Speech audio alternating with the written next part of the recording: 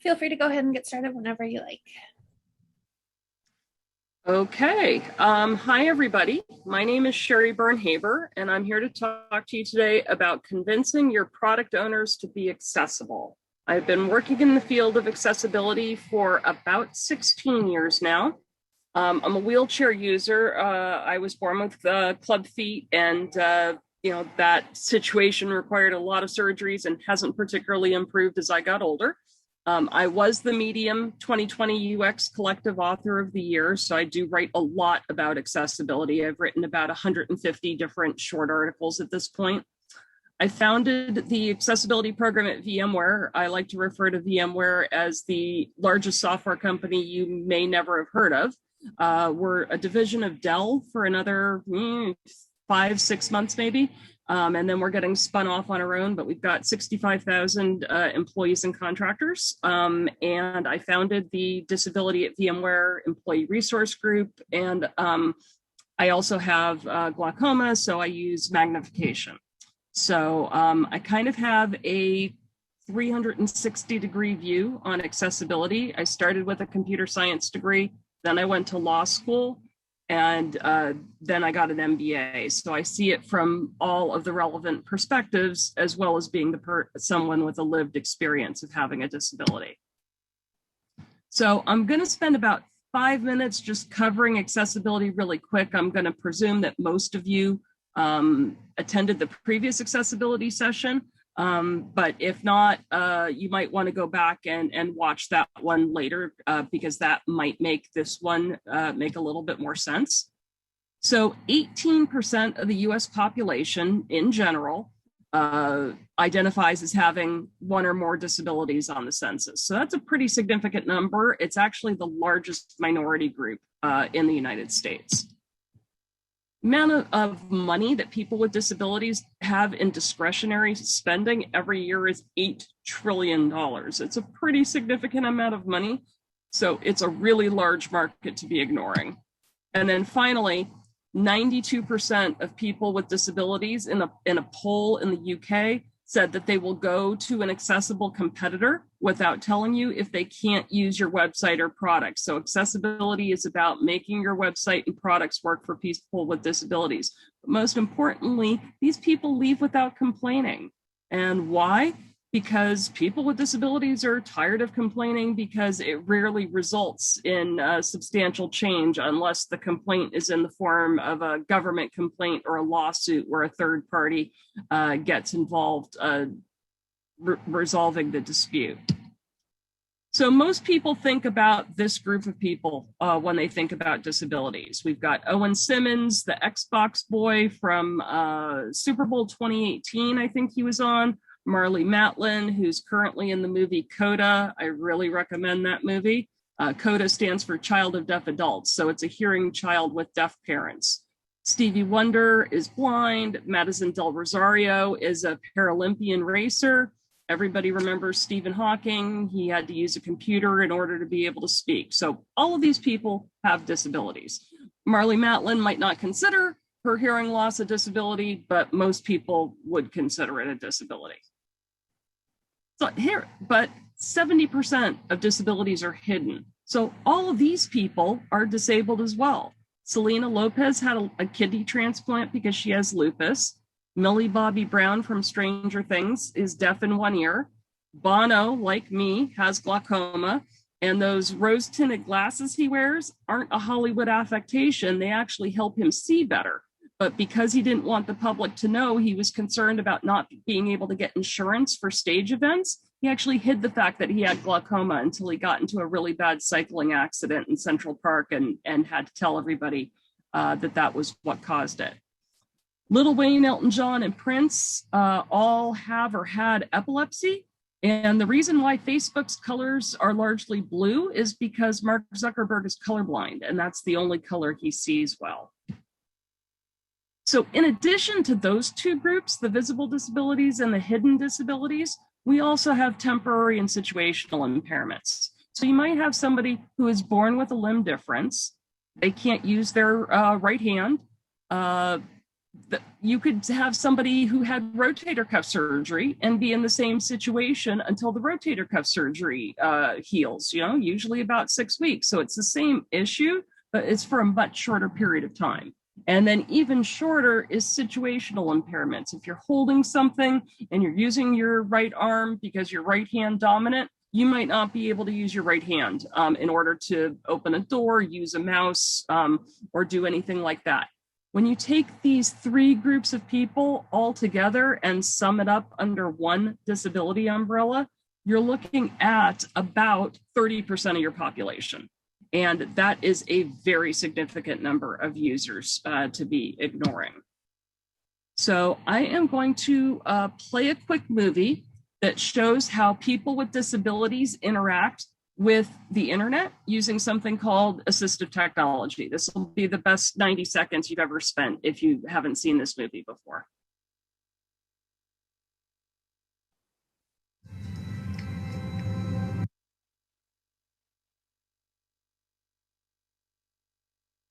Oh, hang on a sec. I will try one more time and then I will give up, and I put the link in the window because it doesn't always work. I'm just trying to turn on the captions here to help.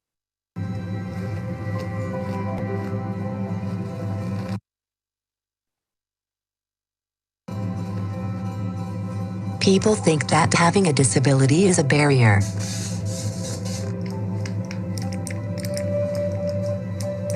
But that's not the way I see it. You can catch up with friends. Ready? You can capture a moment with your family. One face, small face, focus lock. And you can start the day bright and early.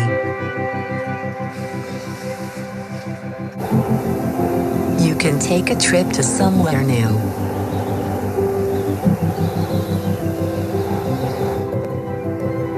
3 miles to the summit. You can concentrate on every word of a story. A bird began to sing. Jack opened his eyes. You can take the long way home.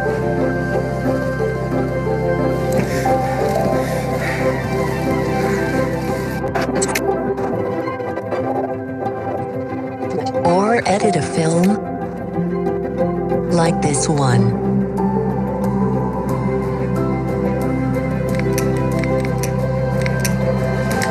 When technology is designed for everyone, it lets anyone do what they love, including me.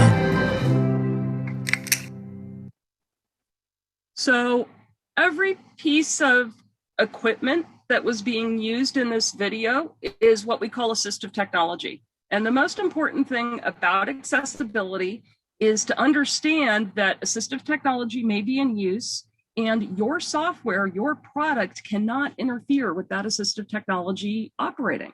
So for example, the hearing aids, if you take over the Bluetooth channel for some reason, that's how the Apple hearing aid technology works. You'll actually be blocking somebody who's deaf from being able to get the sound straight to their hearing aids. I can tell you from my daughter's experience, the Apple Direct Connect hearing aids are the best thing since sliced bread for somebody with hearing loss.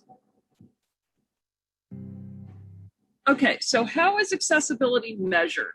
First of all, we've got this organization called the World Wide Web Consortium, and we have versions and years release dates. So 2.0 was released in 2009. It came out the same month that the iPhone did. And so 2.0 has no mobile standards in it at all. And I apologize for the background noise. There's some trees being cut on my property. 2.1 came out about 3 years ago. 2.2 is the next update. It's coming in a couple of months. And then 3.0 is coming in 2023, late or maybe 2024. There's 3 different levels of standards, A, AA, and AAA. Most courts have settled on AA as the standard that they want to use. The US public sector for purchasing software by the government decided on 2.0 AA in July of 2018, but most settlement agreements and the European Union and Canada the UK use 2.1 as the version. If you're a global company, you just have to use 2.1 because you never know when you're going to end up in a state that requires 2.1. For example, California requires 2.1 for pieces of its website. The privacy notices and the cookie notices all have to be 2.1. If you make everything 2.1 AA, you don't have to worry about where your software is being used or ever being out of compliance with the law. So, reasons to be accessible. Number one, it's the right thing to do. Discriminating against people, being uninclusive, no company wants to be known for that. And disability really isn't any different than any other form of diversity, equity, and inclusion, although frequently it does get left out. Second one is that it makes business sense because remember we talked about all that money that people with disabilities have to spend and the large number of people with disabilities there are in the world. And then thirdly, it is the law in an ever increasing number of states and countries. There have been 4,000 lawsuits, or there are anticipated to be 4,000 lawsuits just in the US, just in 2021. So every year for the last 6 years has seen the previous year's amount of lawsuits go up because the message isn't being received that accessibility is required under the Americans with Disabilities Act. And it's turned into a profit center for law firms because if you do even just the minimally decent job on your lawsuit, chances are about 95% that the plaintiff is going to win. Domino's, for example, has spent $1.5 million defending accessibility litigation over the last 5 years, and it would have cost them $38,000 to fix the problem. Likewise with Harvard and MIT, they each spent $2 million and they could have solved their accessibility problem for much less than that. Okay, product owners usually don't care about things being the right thing to do. So, that argument is usually not the one that I focus on. The ones that I recommend people focus their arguments on are number 2 and number 3. And we're going to go through all the different options. So what you want to do is you want to understand your product owner, and then you want to choose the option that you think is best aligned with the product owner, with their beliefs in order to convince them that accessibility needs to be included in the product. So number 1 is you've got to start with building a business case. Okay, the return on investment for inclusive design is very well established. Every dollar that is spent results in $4 being returned back to the company. And accessibility is part of inclusive design. So we don't have any good studies on ROI and accessibility, so we usually use the ROI for inclusive design instead. It'll help you get and retain more customers, product owners like that. It prevents rework because if you have to retrofit accessibility into an existing product, it's much harder and much more expensive than building it to be accessible in the first place. And usability work in general, which is usually part of accessibility, will drastically improve the experience for a user with a disability. Option number 2 is product owners will frequently say, we don't have disabled customers.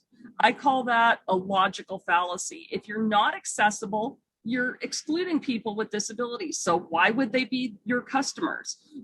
People ask, what do I consider success in accessibility? And to me, success is when you get your first bug report from a customer, because that means they got far enough along that they could actually get stuff done. And they're saying, here, Mr. Vendor, fix this bug for me, and I will continue to be a customer, okay? As opposed to just being blocked at everything out of the gate. So the lack of customers with disabilities or the lack of reports of issues doesn't mean that you don't have problems, and it really doesn't mean anything. It's like I said, it's a logical fallacy. You can't have customers with disabilities unless you make your product accessible. Okay. Number 3 is that accessibility drives innovation. I've got a picture up of a curb cut. So curb cuts, and I lived half my life before the ADA, and I'm a wheelchair user. When I was 12 and having all my surgeries, my wheelchair plus me plus my casts weighed about 200 pounds. And my mother is 5'4" and 110 pounds on a good day. And I couldn't go anywhere because she couldn't get me up the curbs. So these curb cuts have now been mandated all across the country to allow people in wheelchairs to be able to get from one side of the street to the other without help. But who is using them? Are people with wheelchairs using them? Well, sure, yeah, why wouldn't we? It's much easier than going down the curb. But who else is using them? Amazon delivery package people are using them. Kids on skateboards, people on bicycles, moms pushing strollers. So you make something for a person with a disability, but sometimes it turns out to have a much broader impact, and that's called the curb cut effect. So Siri was created for people who are blind. The telephone was actually created for people who were deaf. The typewriter was invented for somebody who is blind. So all of these things that are part of our mainstay living environments now that we don't think twice about were actually created for people with disabilities, but then got much wider adoption. Okay, another option is if your product owner cares about brand, making your product accessible will definitely improve your brand image. So diversity and inclusion efforts are accelerated when you have a clear, well-integrated accessibility process, and it will just overall boost your brand image in general, because you'll be able to talk about how great it is that you've made your product accessible in your social media and in your D&I reports. So we mentioned the spending. There's over 1 billion people with disabilities. Spending power is greater than $8 trillion. If you have a product owner who is being bonused on how much market penetration they're getting, then this is something, accessibility will be something that they're interested in, because it will increase the amount of people that can buy your product. So that's another good option for selling accessibility to your product owner. It will reduce your legal risk. So if you are accessible, you don't have to worry about getting hit by one of those drive-by lawsuits with a disabled plaintiff in one of the 5 law firms in the country who's made it 100% of their business doing nothing but suing people over digital accessibility.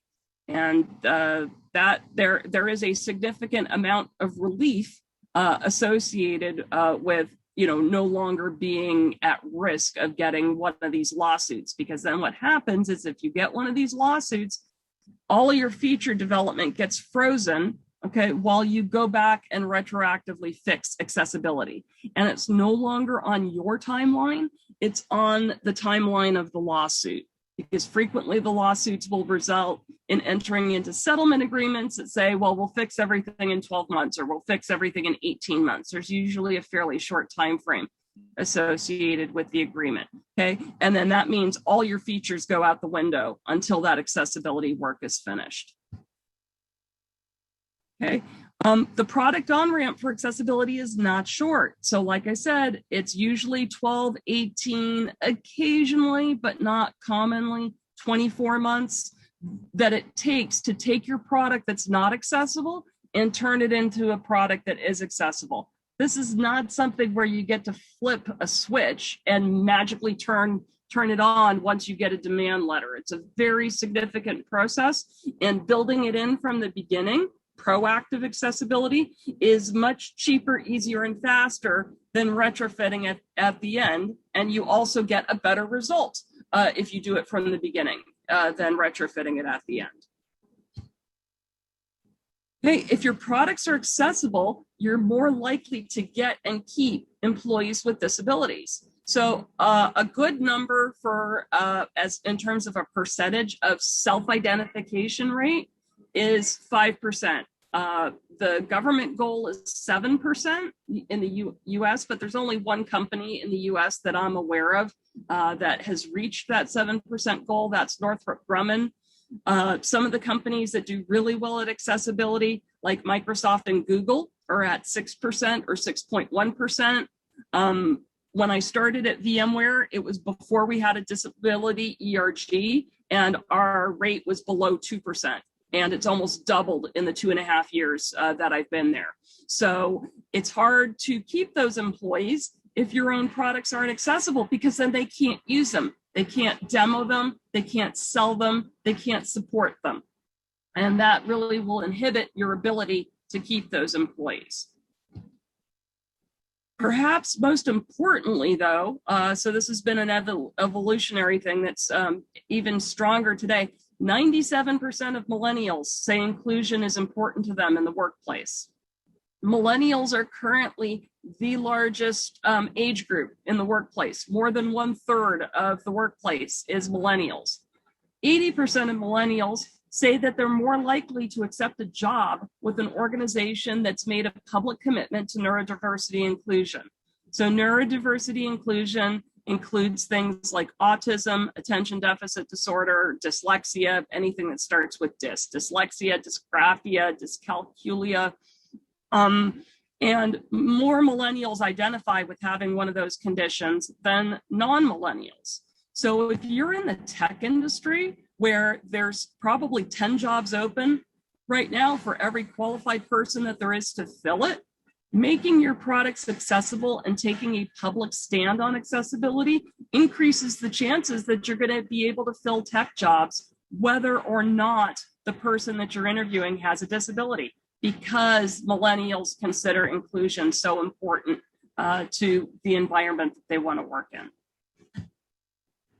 Okay, and then finally, accessibility is an inevitability. Eventually, everybody will be accessible. But the more you continue to build an accessible product, the more accessibility tech debt you're creating. And that means you're going to have to fix more of it later. And again, proactive versus reactive accessibility. Proactive accessibility is better, cheaper, and easier. So when you continue to build in accessible products, even knowing that you need to be accessible later on, you're adding compound interest effectively to the amount of tech debt that you're going to have to clean out when you do finally get to the point where you make things accessible. So an important thing to understand is accessibility isn't just about products. In order to do a good job at accessibility or a great job at accessibility, your communications have to be accessible. You have to have accessibility training programs. You have to know how to support your customers in an accessible manner if somebody with a disability needs help. You need to hire people with disabilities. You need to buy accessible tools for those disabled employees internally. And basically, you just want to make sure that your entire culture revolves around inclusion in general, and for the purposes of accessibility, disability inclusion in particular. Okay, so to recap, and then we'll go to questions. Technology doesn't make accessibility hard, right? Once you decide to make something accessible, it's actually fairly straightforward. You get the right people in the room, you figure out a budget, you spend the money, boom, the product is accessible, okay? People who push against accessibility are what makes it difficult. Okay, the product owners who think that features are more important than accessibility, or the product owners who believe that they don't have any disabled customers, or that the disabled market is not worth going after. People who are allergic to change and don't do well when programming processes or training gets disrupted and they're faced with something new. So don't focus on the technology, focus on the people. When you fix the people, then accessibility will come. You want to make sure you align your accessibility argument to what's important to your product owners. You might just take one of those 10 options that I presented to you. You might take 5 of them. You might try things out and see how they resonate before you give in and say, oh, this product owner, he's never going to make it accessible. Getting a corporate statement, getting C-suite support is another way to push product owners to make things accessible. Accessibility needs to be baked into your entire organization. It's not just the product team. It's not just the design team. It's everybody. It's the email creators. It's the trainers. It's the people doing the support. It's the people doing the recruiting. So everything has to be accessible, not just the product. You can start with your product, and then you can build off of those successes to make the entire experience accessible. But you just have to remember, people don't buy products. People buy experiences. I'm sure everybody on this call couldn't tell me one time where they said, yeah, I went to X, Y, and Z, cough for me, Toyota of Sunnyvale, cough. And I got what I wanted and I got it for the price that I wanted, but I would never go back there again because the experience was so horrible. So it's not always about the product. It's usually about the experience. And don't assume that because you haven't heard that there's a problem, that your organization doesn't have a problem. Chances are it does. They just don't know about it. So, this is what I like to sign off all of my presentations with. No matter what the question is, make it accessible is always the right answer. So I've got a list of resources here. I have a book that I've published on accessibility. It's at accessibility.uxdesign.cc. It's free. Feel free to download it, pass it around to your friends. You can read my blog at either sheribyrne-haber.medium.com. If you have a Medium account, if you don't have a Medium account, I've got it for free and it's a fully accessible version because, hey, Medium's not accessible. At sheribyrne-haber.com. I answer questions on LinkedIn all the time, so please reach out to me there. And then I've got a couple of links in here to where the accessibility standards are stored and the International Association of Accessibility Professionals that has an amazing webinar series on how to build accessibility into your organization. So I'm going to stop there and look at the questions. As someone with a disability, I won't work somewhere that doesn't care about accessibility. That tells me that, yeah, exactly. That is 100% true. Can I put the links into the chat? Yes, I think I can, but I'm going to have to exit. I'll do it. So does anybody want to come off mute and ask me any questions? I'm going to, okay, so, yeah. I didn't mean to do that. Recap. No, resources and contact info. There it is. Okay, hopefully this will take the links with it. If it doesn't, I will type the URLs for the two where the URLs are different from the link text. Copy. Paste. Okay, LinkedIn is linkedin.com/in/S/Byrne-Haber. IAAP is accessibility association.org. I think you sent those to me and not to the whole group. And the standards are at w3c.org.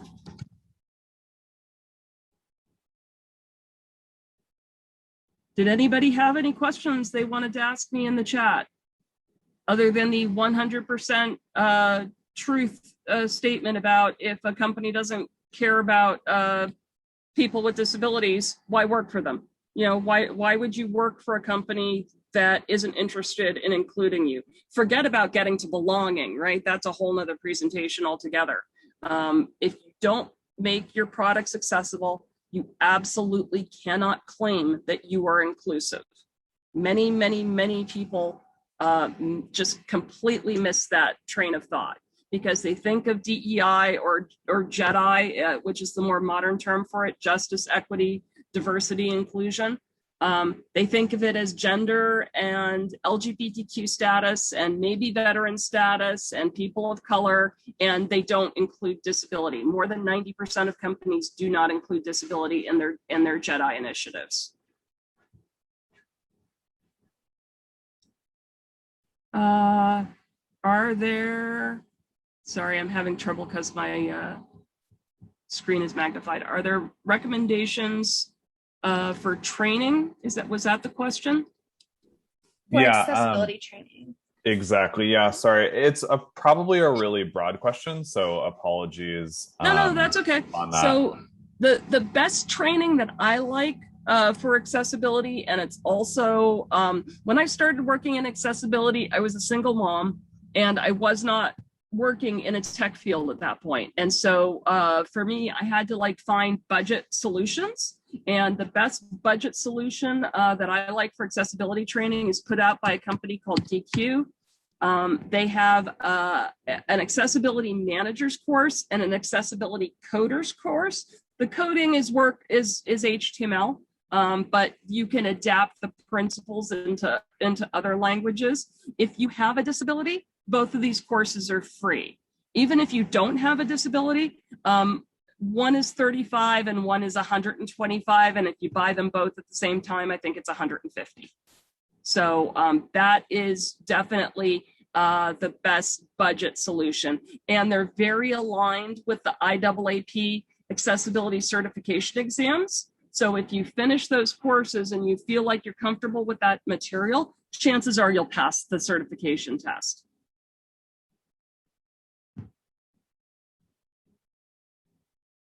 Okay, there's all kinds of webinars out there. I actually, if you go to my website, sheribyrne-haber.com, and search for the word aspiring, one of the very first articles I wrote was called Advice for the Aspiring Accessibility Tester. And I've got all kinds of resources that are divided up into free and low cost resources and more expensive, but still worth the money resources. There's, I don't know, 12, 15, maybe more suggestions about books and webinars and which certifications to get and conferences and all kinds of other stuff. And of course, if you follow me on LinkedIn, you know, I'm continually posting about these things. Well, that was a fast half hour. I appreciate everybody hanging around for my talk. And Alana, let me know when the recording goes up so I can share it on my LinkedIn.